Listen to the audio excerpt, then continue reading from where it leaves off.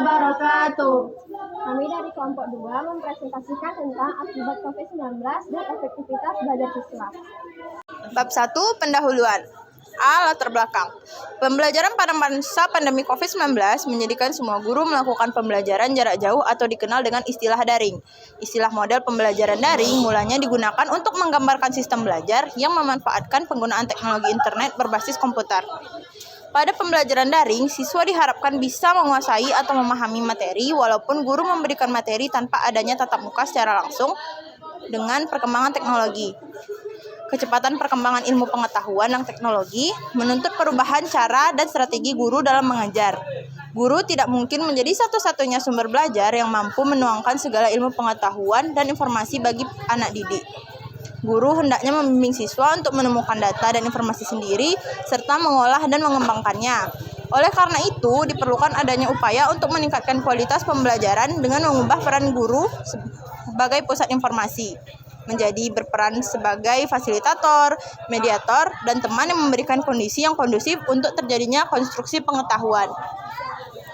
Teknologi sangat berpengaruh dalam pembelajaran daring yang diterapkan oleh guru, karena teknologi memberikan guru dan siswa untuk berpikir inovatif agar suasana belajar semakin menarik dan tentunya siswa semakin semangat belajar serta antusiasnya dalam mengikuti pelajaran walaupun dengan sistem belajar daring.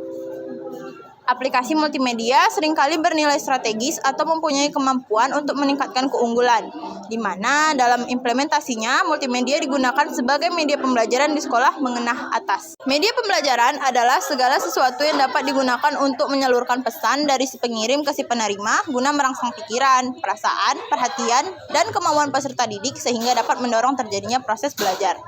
Selain itu, media pembelajaran juga dapat membantu peserta didik meningkatkan pemahaman, menyajikan data dengan menarik dan terpercaya, memudahkan penafsiran data, dan memadatkan informasi. Penelitian ini bertujuan untuk memahami manfaat penggunaan teknologi dalam pembelajaran pada masa COVID-19 untuk menginovasikan pemanfaatan penerapan pembelajaran e-learning pada masa COVID-19, untuk mendeskripsikan konsep pemanfaatan pembelajaran dengan metode konvensional pada masa COVID-19, serta untuk memberi motivasi siswa terhadap pemanfaatan efektivitas belajar pada masa COVID-19. B. Rumusan masalah. 1. Mengapa adanya COVID-19 dapat mengaruhi efektivitas belajar siswa? 2. Mengapa tindakan yang harus dilakukan para guru dengan semaksimal pemanfaatan teknologi untuk pembelajaran bagi siswa? C. Tujuan penulisan karya tulis ilmiah. Untuk mengetahui pentingnya menerapkan konsep pemanfaatan cuci tangan dan menggunakan masker pada masa COVID-19.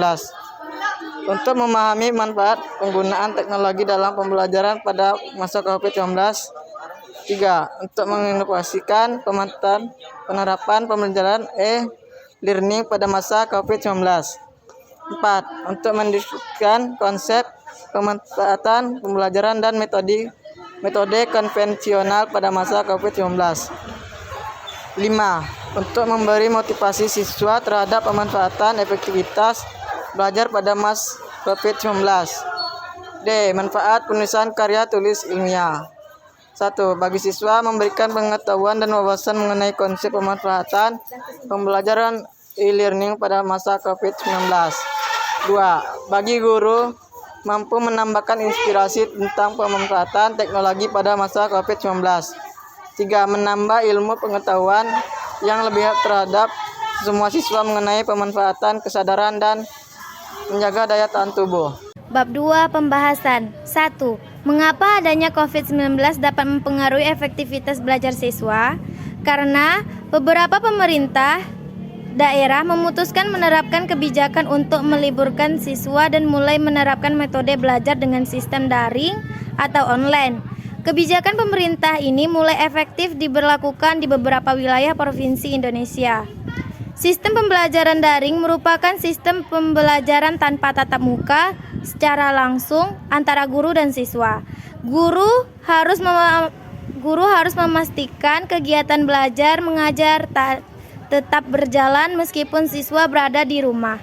Solusinya, guru dituntut dapat mendesain media pembelajaran sebagai inovasi dengan memanfaatkan media daring atau online. Hal ini sesuai dengan Menteri Pendidikan dan Kebudayaan Republik Indonesia terkait Surat Edaran Nomor 4 Tahun 2020 tentang pelaksanaan kebijakan pendidikan dalam masa darurat penyebaran coronavirus di CAC COVID-19. Dikutip dari https Ian Kendari, Google Classroom adalah layanan web gratis yang dikembangkan oleh Google untuk sekolah yang bertujuan untuk menyederhanakan, membuat, mendistribusikan, dan menilai tugas tanpa harus bertatap muka, kata Nur. Perlu disadari bahwa ketidaksiapan guru dan siswa terhadap pembelajaran daring juga menjadi masalah. Perpindahan sistem belajar konvensional ke sistem daring amat mendadak, tanpa persiapan yang matang. Tetapi semua ini harus tetap dilaksanakan agar proses pembelajaran dapat berjalan lancar dan siswa aktif mengikuti walaupun dalam kondisi pandemi COVID-19.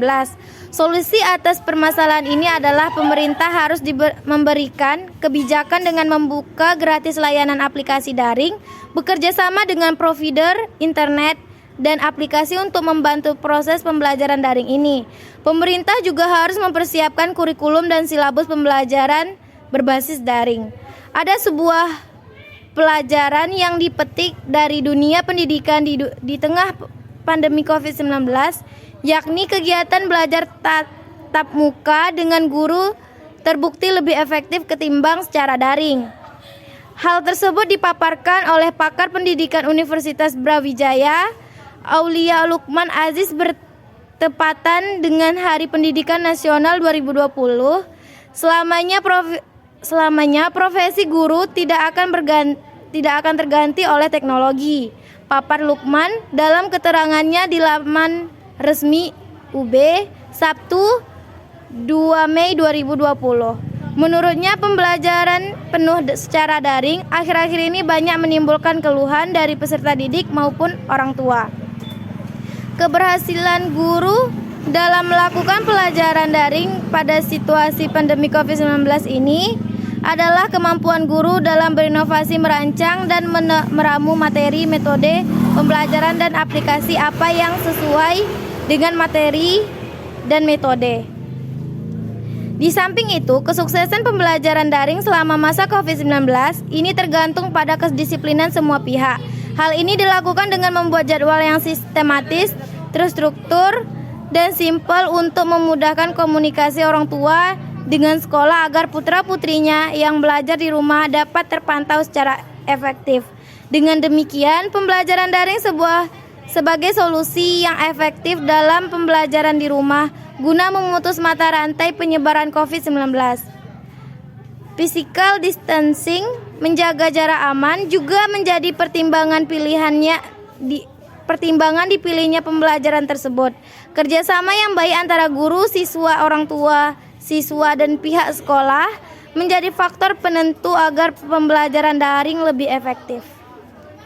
2. Bagaimana tindakan yang harus dilakukan para guru dengan memaksimalkan pemanfaatan teknologi untuk pembelajaran bagi siswa? Guru sebagai orang tua dan pendidik harus mengatur waktu anak didik kita dalam pemanfaatan gadget mereka, supaya mereka tidak berlebihan dan menyimpang dalam mengakses internet.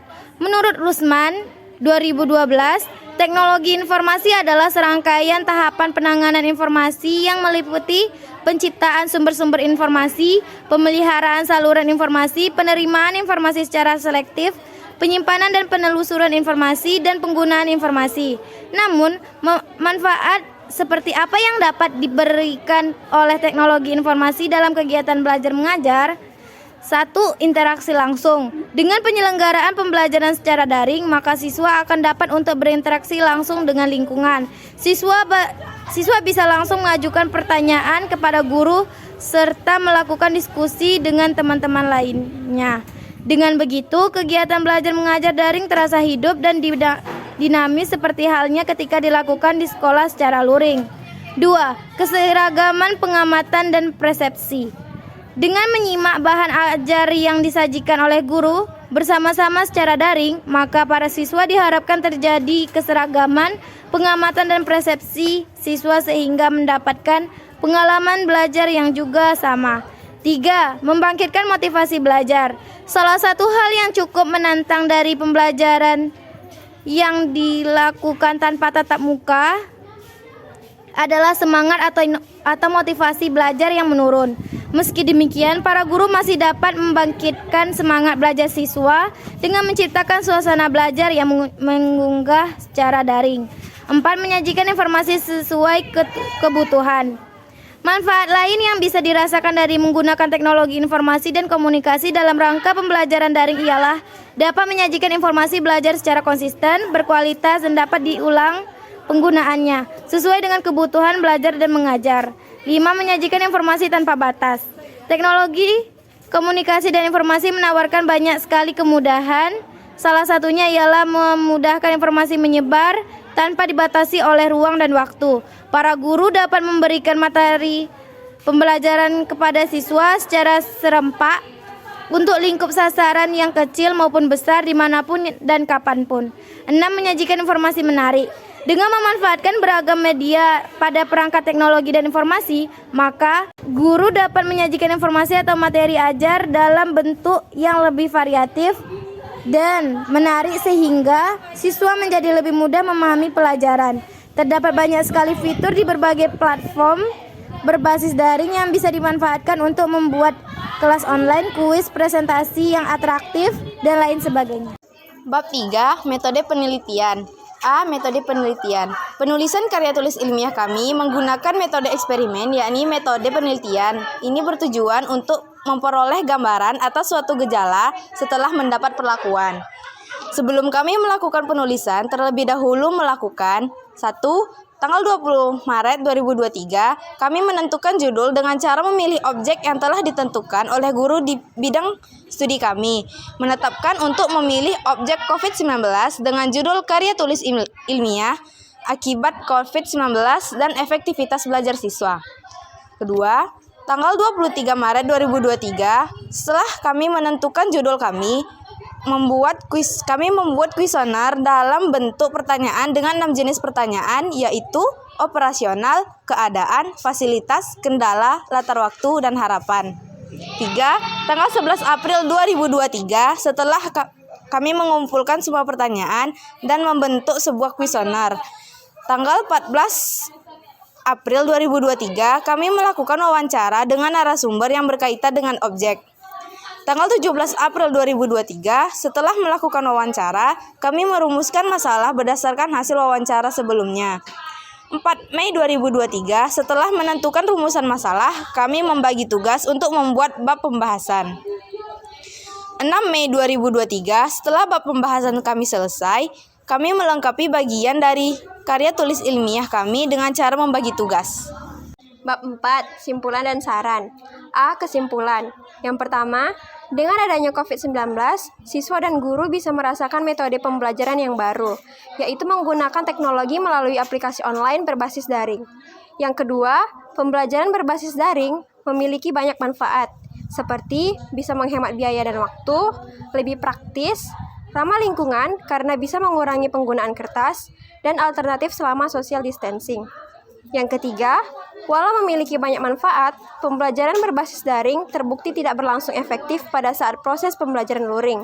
Hal ini disebabkan karena jaringan yang terkadang tidak bagus dan keterbatasan kuota internet serta waktu.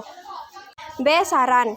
Untuk mewujudkan kegiatan pembelajaran yang efektif, kami berharap seharusnya pihak sekolah SMA N15 Pekanbaru memberikan waktu yang lebih panjang pada saat pembelajaran berbasis daring atau memberikan video pembelajaran agar siswa dan siswi lebih mudah memahami materi. Yang kedua, seharusnya pihak sekolah SMA N15 Pekanbaru menyediakan fasilitas yang sesuai dengan protokol kesehatan agar setelah pembelajaran daring selesai, sekolah dapat melakukan kegiatan pembelajaran luring dengan aman dan baik. Daftar pustaka. 1. Kusmana Suherli 2017. Buku cetak Bahasa Indonesia Jakarta Kemendikbud. 2. Dewi WAF 2020. Dampak COVID-19 terhadap implementasi pembelajaran daring di sekolah dasar. Jurnal Ilmu Pendidikan. 3. Reni Yanuarni MPD diwawancarai oleh Asia Anggreni April 2023. Majelis Guru SMAN 15 Pekanbaru. 4. Supandri SPD diwawancarai oleh Rizka Nabila April 2023 Majelis Guru SMAN 15 Pekanbaru. 5. Erniati SPD diwawancarai oleh Juliarti Angelina Sijabat April 2023 Ruang Kesiswaan SMAN 15 Pekanbaru.